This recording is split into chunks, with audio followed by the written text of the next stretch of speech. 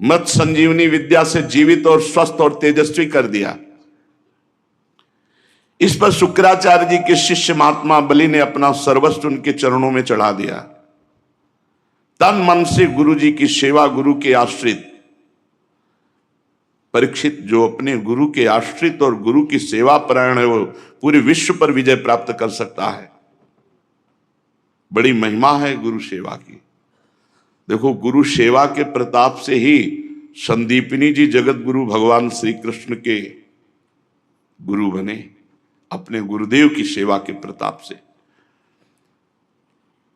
बलि जी समझ गए कि हमारे गुरुदेव का कृपा प्रसाद, देवराजेंद्र का पद अवश्य वापस आ जाएगा। शुक्राचार्य जी बहुत प्रसन्न हुए देख करके पूर्ण समर्पण बलि का। गुरु क्या देखते हैं? पूर्ण समर्पण। मन, बुद्धि, चित्त, अहंकार, ये आज्ञा पे चले गुरु के, बस इतना ही गुरुदेव चाहते हैं। ये रुपया, पैसा, भोग सामग्री, वस्तुएं, इसका महत्व अगर गुरुजनों के चित्त में है तो उन्होंने अभी तक प्राप्त क्या किया? इससे थोड़ी खुश होते हैं कि नहीं, आप आज्ञा उल्लंघन करो, खूब हलवा पूड़ी खवाओ तो प्रसन्न थोड़ी होंगे। आज्ञा का पालन कर रहे हो, इसी से खुश हो जाते हैं। बलि का महाभिषेक विधि से अभिषेक कराकर विश्वजित नामक यज्ञ करवाया शुक्राचार्य जी ने। जब यज्ञ की विधि से हविष्यों के द्वारा अग्नि देवता की पूजा की गई तो यज्ञ कुंड में सोने की चद्दर से मढ़ा हुआ एक सुंदर रथ निकला। जब शुक्राचार्य जी ने यज्ञ करवाई तो बलि जी के सुरक्षा के लिए एक दिव्य रथ प्रकट हुआ और कवच और हरे रंग के घोड़े, सिंह के चिन्ह से युक्त रथ पर लगाने की ध्वजा। प्रहलाद जी ने देखा कि गुरु शुक्राचार्य जी बहुत प्रसन्न हैं और बलि के लिए यज्ञ से दिव्य घोड़ा और कवच, तो उन्होंने एक माला प्रदान की। अब प्रहलाद जी जैसे कृपा करें तो भला विजय क्यों नहीं हो जाएगी? गुरु शुक्राचार्य कृपालु, मंत्र बल से देवता अग्नि, उन्हीं से रथ प्रकट हुआ। प्रहलाद जी ने एक ऐसी माला दी जो कभी कुम्हलाए ना, और माला गले में पड़ी तो कोई पराजित नहीं कर सकता। शुक्राचार्य जी ने शंख दिया, पूरा स्वस्ति वाचन कराए। बलि जी ने प्रहलाद जी के चरणों में प्रणाम किया और भृगुवंशी गुरुदेव को दाहिने करके रथ पर सवार हुए, कवच धारण किया, अपने ऐश्वर्य बल से दैत्य सेनापतियों को साथ लिया, देवराजेंद्र पर चढ़ाई कर दी। ऐसा लग रहा था मानो आकाश को पी जाएंगे, क्षितिज को भस्म कर देंगे। बहुत बड़ी सेना अंतरिक्ष को कपाते हुए अमरावती पर चढ़ाई कर दी, देवराजेंद्र के महल पर। जे भी राजधानी अमरावती देवताओं की दैत्यों ने घेर ली। अब तो विश्वकर्मा का बनाया हुआ दिव्य सब स्थान नष्ट भ्रष्ट करने लगे दैत्यजन। देवांगनाएं भागने लगी। अमरावती इतनी मनोहर थी मानो त्रिभुवन की सुंदरता वहां एकत्रित की गई हो। इंद्र ने देखा कि बलि के सामने टिकना असंभव, क्योंकि उनके ऊपर गुरु कृपा है, तो अपने गुरु बृहस्पति जी के पास गए। उनसे बोले, भगवान इस बार तो ऐसी शक्ति दिखाई दे रही कि जीत पाना कठिन है। मैं देखता हूं कि बलि को कोई रोक ही नहीं सकता, ऐसे प्रलयंकारी आग की तरह बढ़ता चला आ रहा है। आप कृपा करके बताइए कि मेरे शत्रु की इतनी जल्दी इतनी बढ़ती कैसे हो गई और इसे कैसे दबाया जा सकता है। देवगुरु बृहस्पति ने कहा, इंद्र मैं तुम्हारे शत्रु बलि की उन्नति का कारण जानता हूं, उसने अपने गुरुदेव को रिझा लिया है। शुक्राचार्य जी ने अपने शिष्य बलि को महान तेज शक्ति का खजाना बना दिया। इस समय सर्वशक्तिमान भगवान के सिवा काल की भी ताकत नहीं कि बलि को पराजित कर सके, केवल भगवान। इसलिए तुम बिना लड़े भागो, बृहस्पति जी ने सलाह दी, और जाओ त्रिभुवन में कहीं भी छुप जाओ, भागो, सब खाली करो अमरावती। युद्ध नहीं, कोई नहीं जीत सकता बलि से। प्रतीक्षा करो भगवान की कृपा की। इस समय शुक्राचार्य के तेज से बलि की उत्तरोत्तर वृद्धि हो गई है, और जब इन्हीं शुक्राचार्य जी का यह तिरस्कार करेगा तब ये पराजित हो सकता है, अन्यथा नहीं। जिन शुक्राचार्य जी की कृपा से इतना बल वैभव, उन्हीं शुक्राचार्य जी का जब अपमान करेगा तब ये पराजित होगा। बृहस्पति जी स्वार्थ और परमार्थ से परम ज्ञानी हैं। उनकी सलाह मानकर समस्त देवता अंतर्ध्यान हो गए, पूरा स्वर्ग खाली। विरोचन नंदन बलि ने देखा कि अमरावतीपुरी में कोई लड़ने वाला ही नहीं। तब उन्होंने भृगुवंशियों से अनुगत 100 अश्वमेध यज्ञ किए, क्योंकि इंद्र पद का अधिकारी वही जो 100 अश्वमेध यज्ञ कर ले। अब तो महाराज चंद्रमा के समान शोभायमान हो गए इंद्र पदवी पर बलि। गुरुदेव की कृपा से प्राप्त समृद्ध राजलक्ष्मी को बड़ी उदारता से उपभोग करने लगे और अपने को कृतकृत्य मानने लगे। जब देवता भाग कर छिप गए, स्वर्ग का अधिकार छीन गया, तो देव माता अदिति बड़ा दुख हुआ। अपने पुत्रों की दुर्दशा देखकर बहुत दुखी हुई।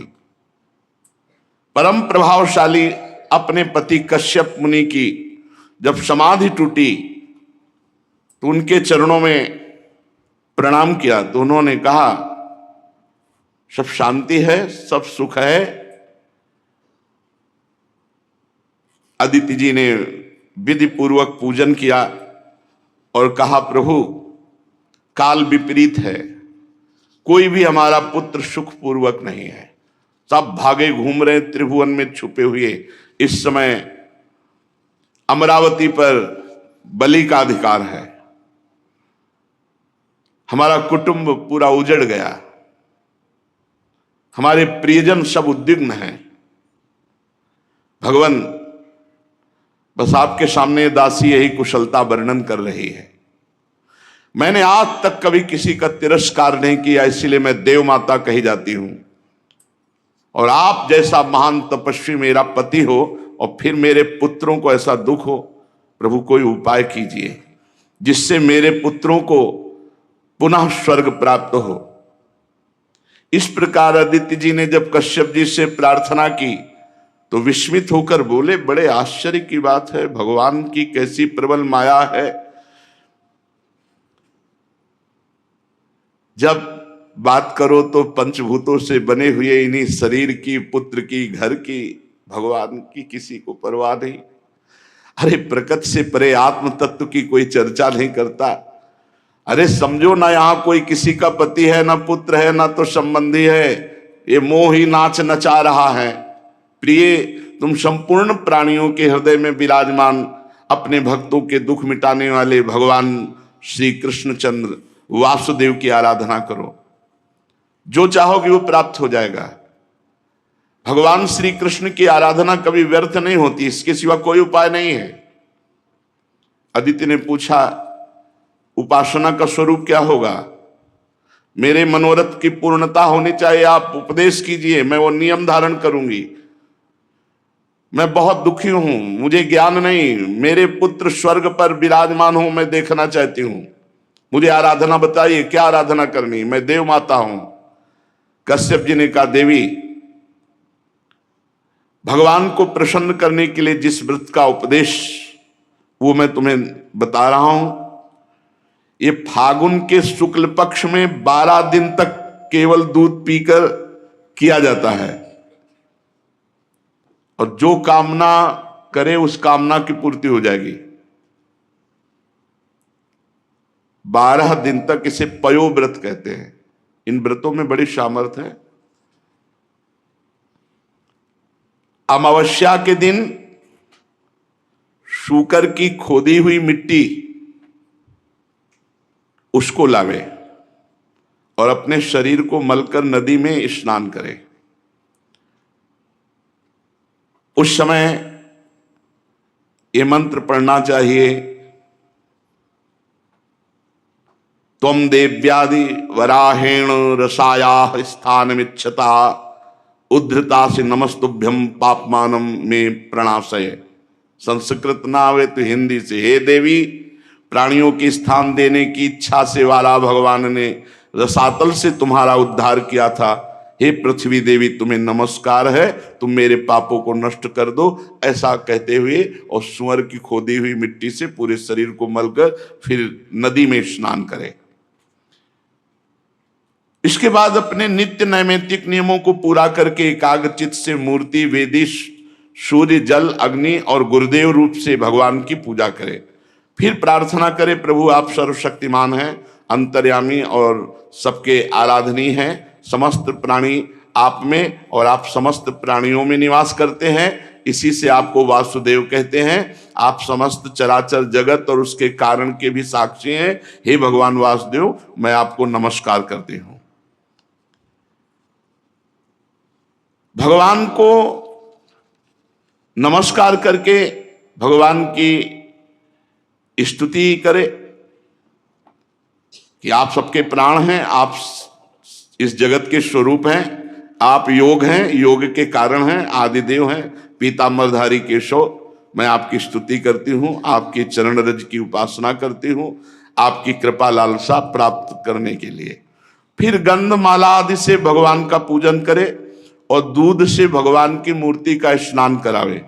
इसके बाद वस्त्र, यज्ञोपवीत, आभूषण, जो व्यवस्था है, द्वादशाक्षर मंत्र से भगवान का पूजन करे और दूध में पकाए हुए घी और गुड़ और साली के चावल से द्वादशाक्षर मंत्र से हवन करे। कुछ नैवेद्य भोग लगावे, सबको बांट दे, जरा सा स्वयं पाले, भगवान को आचमन करावे। फिर तांबूल पान का बीड़ा और 108 बार द्वादशाक्षर मंत्र का जप करे। फिर 4 प्रदक्षिणा दे और भूमि पर लौटकर साष्टांग दंडवत प्रणाम करे। निर्माल्य को सिर पर लगावे और वो जो खीर बनावे तो रोज कम से कम 2 ब्राह्मणों को पवावे, उनको दक्षिणा दे, सत्कार करे। ब्रह्मचर्य से रहे, प्रातःकाल स्नान करके दूसरे दिन फिर ऐसी पूजा करे, फिर भगवान को वैसे दुग्ध स्नान, फिर वैसे 2 ब्राह्मणों को। 12 दिन तक ऐसे ही ब्रह्मचर्य रहकर वो स्वयं केवल दूध पिए, पयोव्रत कहते हैं, और भगवान की ऐसे आराधना करे, जो चाहेगा वो प्राप्त हो जाएगा। ये फाल्गुन शुक्ल प्रतिपदा से लेकर त्रयोदशी पर्यंत ब्रह्मचर्य से रहे, भूमि पर शयन करे, 3 समय स्नान करे, झूठ न बोले, पापी आदमी से बात न करे और पाप की बात न करे, और छोटे बड़े सब भोगों का त्याग कर बिल्कुल ऐसे ही रहे जैसे संत, किसी भी प्राणी को कष्ट न पहुंचाए, भगवान की आराधना करे। तो ये बहुत कम समय में, 12 दिन में, ये पयोव्रत रखने वाला जो कामना करेगा उसकी पूर्ति हो जाएगी। अत्यंत एकाग्रचित होकर के इसकी आराधना करना चाहिए। पयोव्रत, इसका नाम पयोव्रत है। ब्रह्मा जी ने मुझे बताया था, मैंने तुम्हें बता दिया। देवी तुम भाग्यवती हो, तुम इसको कर सकती हो। कल्याणी, भगवान को संतुष्ट करने वाला ये सर्व पयोव्रत है जिससे भगवान प्रसन्न होते हैं।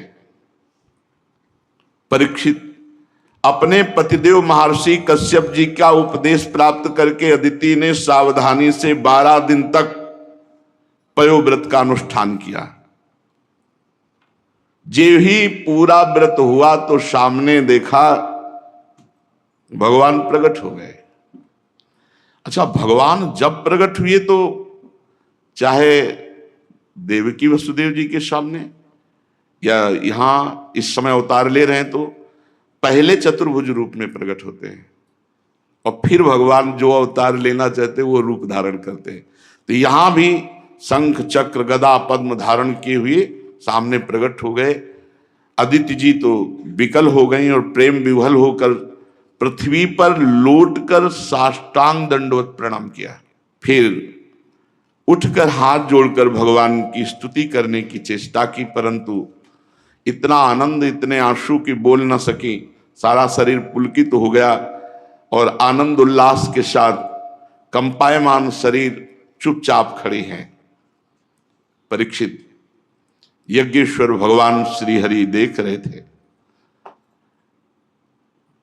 माता अदिति धीरे धीरे साहस करती कि भगवान का कुछ स्तवन करें, पर स्थिति इतनी प्रेम विकल है।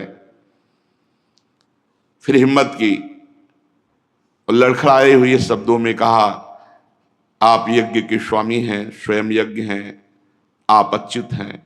आपके चरण कमलों का आश्रय लेकर घोर पापी भी भव समुद्र से तर जाता है। आपके नाम का कीर्तन, नाम का श्रवण ये संसार से तारने वाला है। आपके नामों के श्रवण मात्र से परम कल्याण हो जाता है। हे आदि पुरुष, हम आपकी शरण में हैं। सारी विपत्तियों का आप नाश करने वाले हैं। हे स्वामी, आप हमारा कल्याण कीजिए। भगवान ने कहा, देवताओं की जननी, मैं तुम्हारी अभिलाषा को जानता हूं। शत्रुओं ने तुम्हारे पुत्रों की संपत्ति छीन ली है, स्वर्ग से खदेड़ दिया है। तुम चाहती हो कि युद्ध में तुम्हारे पुत्र उन्मत्त वाले बलि असुरों को जीतकर विजय लक्ष्मी प्राप्त करें, इसीलिए तो आराधना किया है ना। तुम्हारे पुत्र धन समृद्धि से युक्त हो जाएं और जैसे विराजमान थे पहले स्वर्ग में वैसे ही आनंद हो जाए। तो देवी, ये तो नहीं हो सकता। असुर सेनापतियों को जीता नहीं जा सकता, ऐसा मेरा निश्चय है, क्योंकि ईश्वर और गुरु उनके अनुकूल हैं। लड़ाई नहीं की जा सकती, पर मुझे प्रसन्न कर लेना व्यर्थ भी नहीं जाता। इसलिए मैं तुम्हारे लिए तुम्हारा पुत्र बनकर जाऊंगा और जाकर के उनसे मांगूंगा। लड़ाई तो नहीं हो सकती, मांग करके भिक्षा रूप में फिर तुम्हें देंगे।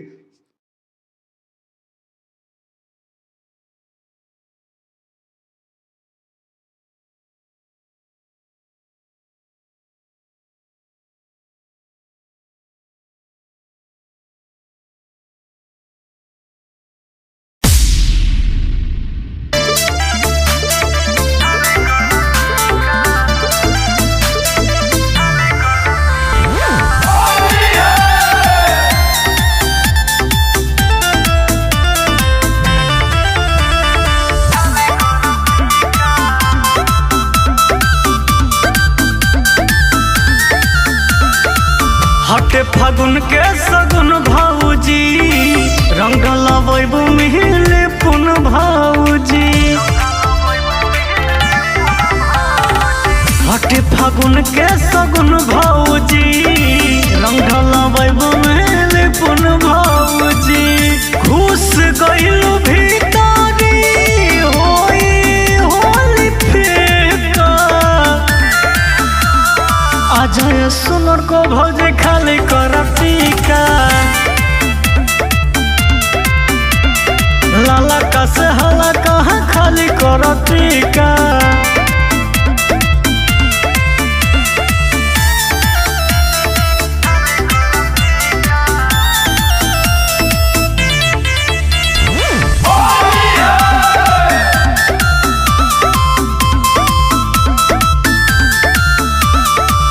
आजा ना आजा भौजी आजा है आजा, कोई ना धरे तो है पाजा पाजा।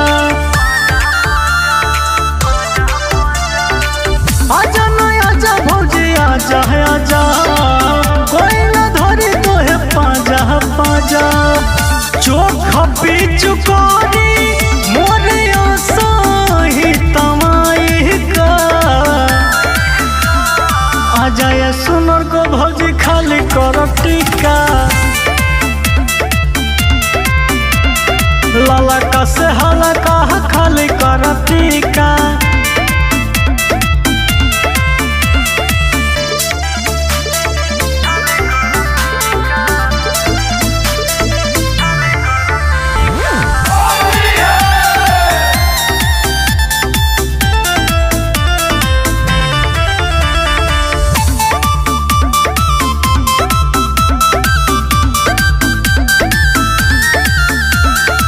हम डाली तू डाला डाला डाली रंग के गाल खले होले मनी हम डाली तू डाला डाला डाली रंग के गाल खले होले मनी राग सो भय के हम लेत बानी ठीक आ जाए सुनर को भौज खाली कर टीका